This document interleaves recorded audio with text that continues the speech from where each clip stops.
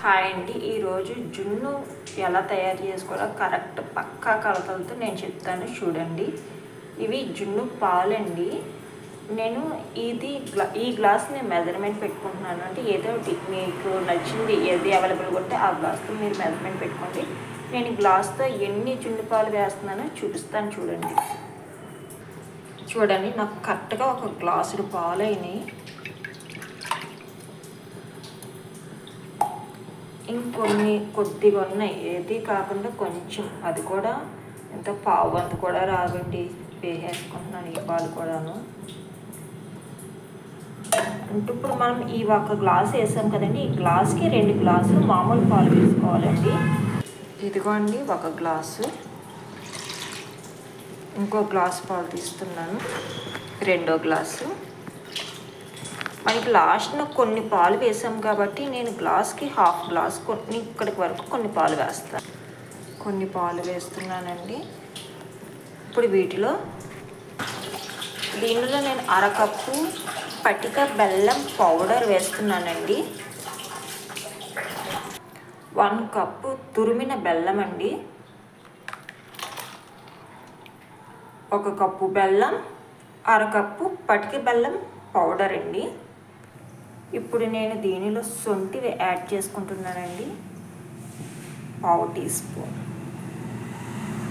Sorry అది శొంఠి కాదండి, ఇలాచీ వేసాను. ఇప్పుడు నేను శొంఠి కూడా పావు టీ స్పూన్ వేస్తున్నాను. జస్ట్ ఇది ఫ్లేవర్ అండ్ జున్ను కంపల్సరీ చేసామంటే ఈ శొంఠి పౌడర్ కంపల్సరీ చేసుకోవాలండి, అప్పుడే ఈ జున్నుకి టేస్ట్ వస్తుందండి. నేను 1/2 టీ స్పూన్ శొంఠి పౌడర్ వేసాను, ఇలాచీ పావు teaspoon and pepper powder అండి ఇప్పుడు వేసేది. ఇది కూడా 1/2 టీ స్పూన్ వేయండి చాలు. ఇప్పుడు నేను విస్కర్ హెల్ప్తో పటిక బెల్లం పౌడర్, ఈ పంచదార, శొంఠి, ఇలాచి, మిరియాలు అన్నీ కలిసేలా దీన్ని తిప్పుకుందాం. ఒక 5 మినిట్స్ పడుతుందండి మొత్తం మిక్స్ అవ్వడానికి. చూడండి, నాకు కరెక్ట్గా ఈ గిన్నెతో అయ్యిందండి పాలు.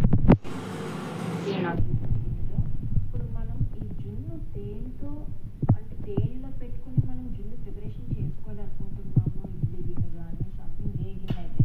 నాకు ఇడ్లీ గిన్నె కన్నా ఈ రైస్ కుక్కర్ గిన్నె బాగుందండి.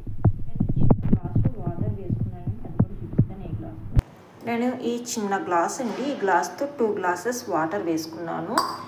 కావాలంటే దీనిలో మీరు ఏదైనా చిన్న స్టాండ్ కానీ ప్లేట్ కానీ ఏదైనా పెట్టుకోవచ్చండి. నేను ఏది కాకుండా జస్ట్ నేను నార్మల్గానే పెట్టి చూపిస్తున్నానండి. చూడండి, నేను నార్మల్గానే పెట్టేసాను. దీనిలో వాటర్ ఉన్న సైడ్కి నేను పైన ఇంకేం పెట్టడం లేదు. దీనికి అలాగే రైస్ కుక్కర్కి క్యాప్ వస్తుంది కాబట్టి నేను జస్ట్ ఆ లిడ్ ఒకటే పెట్టి నేను గ్యాస్ ఆన్ చేస్తున్నానండి.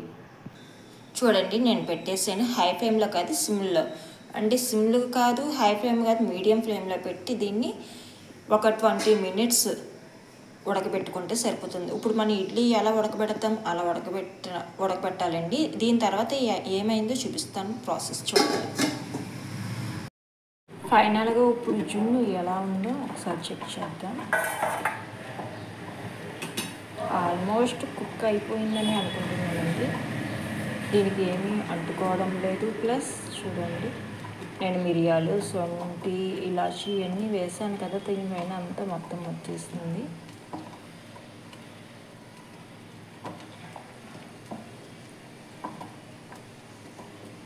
చూడండి, ఇప్పుడు చూపిస్తాను మీకు. స్పూన్కి ఏమీ అంటుకోవడం లేదు, మొత్తం కంప్లీట్ అయిపోయింది.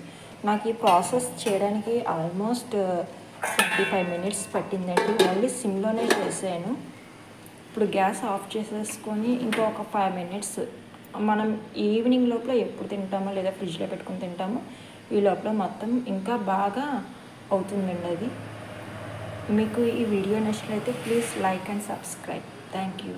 చూడండి ఫ్రెండ్స్, ఫైనల్గా జున్ను చాలా బాగా వచ్చింది. దీన్ని ఒక పీసెస్ కట్ చేస్తున్నాను.